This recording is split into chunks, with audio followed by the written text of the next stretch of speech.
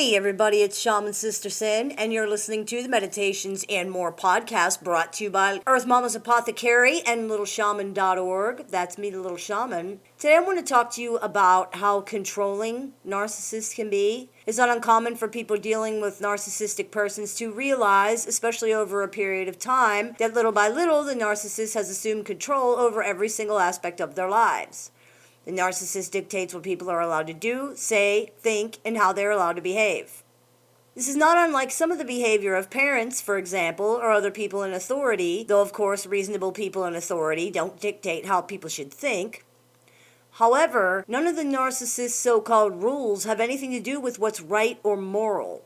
They have to do only with allowing behavior that makes the narcissist look or feel good. If a behavior that makes the narcissist look or feel good is also morally wrong or illegal, often they will not have a problem with it. Their compass is not moral. It has nothing to do with morals or with what's right.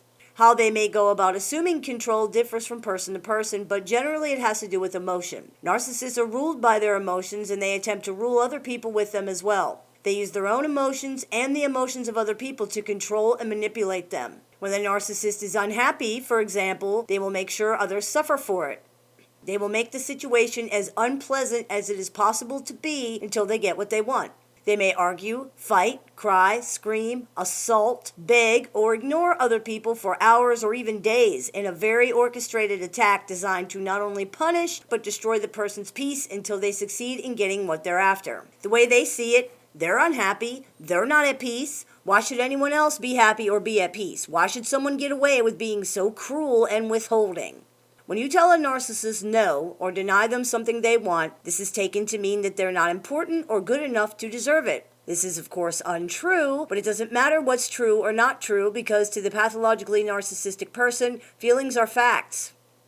It doesn't matter, for example, that your family can't afford what the narcissist wants right now. That is not understood or considered. If brought up, it will be called an excuse. If proven, it will be branded a lie and a scam you've perpetrated to get away with your cruelty. All they understand is that they need something and you will not give it to them, even though you could if you wanted to. You could ease their suffering, but you will not do so. Therefore, anyone can see that you're obviously a heartless monster.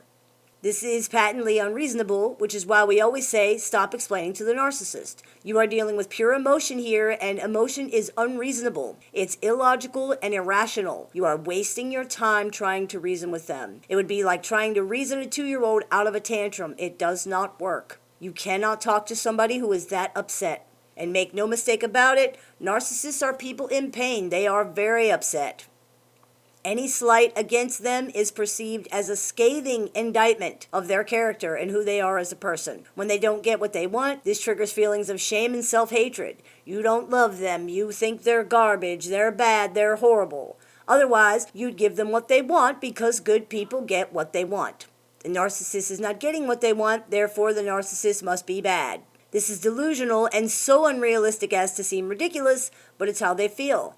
It presents itself differently depending on the narcissist's personality, but it's always the same core problem. So while some narcissists may insist they deserve what they want because they're so special and amazing and better than everyone else, and others may insist they deserve whatever they want because they're such a victim and so helpless and in such pain, both people are saying the same thing for the same reason. Deep down, they fear others have realized they really don't matter. This is why they're so controlling and why this behavior is extremely difficult to change. The narrative and the accompanying false self that narcissists must create in order to survive is very strict and very fragile. It requires others to buy into it in order for it to achieve any authenticity at all. The narcissist cannot breathe it into life all on their own.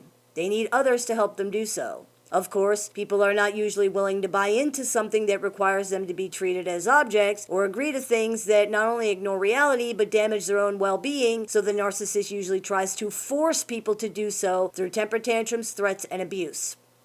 In this way, the narcissist controls the situation and creates an environment that supports their narrative. The narrative they're trying to advance is that they're always correct, always important, always superior, and always perfect.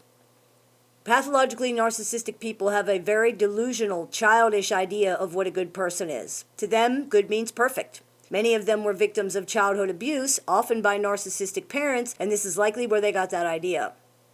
They believe that only good, meaning perfect, people deserve anything, and they have to create an environment where they're perceived as perfect in order to combat their pathological self-hatred, shame, and insecurity. However, no one's perfect. Everyone makes mistakes. Everyone is incorrect sometimes. Everyone does things wrong sometimes. This is, however, not acceptable to the narcissist. Therefore, when something goes wrong, they blame other people in order to keep the illusion intact that they're perfect. People who refuse to take the blame for them will be accused of abuse, and they will be punished. Pathologically narcissistic people believe that if other people care about them, they would see the narcissist as perfect and flawless. If someone does not do that, they take it as an abject failure on their part and proof that this person does not care about them. This is then twisted and projected onto the other person as them being cruel and hateful to the narcissist, so that the narcissist can deny these feelings of worthlessness and failure. I didn't fail. I'm not worthless. There's nothing wrong with me. They're just abusive and cruel. Projection and denial are the only way they can deal with this because they're unable to accept that simply being human is okay. This type of thing happens even over something very minor. Things like, hey, you forgot to call the electrician, are considered devastating personal attacks because they remind the narcissist that they're not perfect, which in their mind means worthless, unlovable, and defective. This is why they respond to harmless reminders or mistakes with things like, that doesn't make me a bad person, or so, you did this and this and this and this. It's self-defense, but not against you. It's against the feeling that they are no good and worthless. You're just in the wrong place at the wrong time. The controlling aspect of the pathologically narcissistic person's behavior is something that is pretty unlikely to change. The narcissist is essentially an actor, only instead of needing this role to make a living, they need this role to live, period.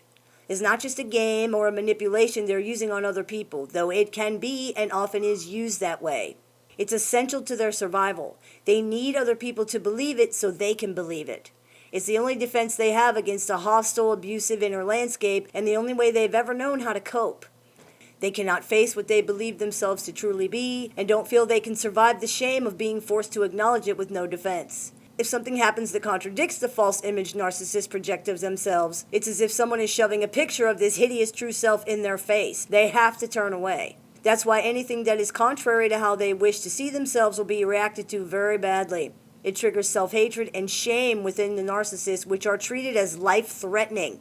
That's why simple things such as reminding them of a chore turns into World War III. It's very important to remember that the narcissist fiction is not for other people, as many believe. It exists to keep the narcissist from having to face the disgusting, defective, unlovable self that they have been trying their entire lives to deny. They are hiding this from no one more than themselves. I hope this clears a few things up for you. As always, I look forward to your comments, questions, and suggestions, so please keep those coming. Be listening to the Meditations and More podcast brought to you by littleshaman.org. That's me, Little Shaman. May the Great Spirit bless you, and have a wonderful day.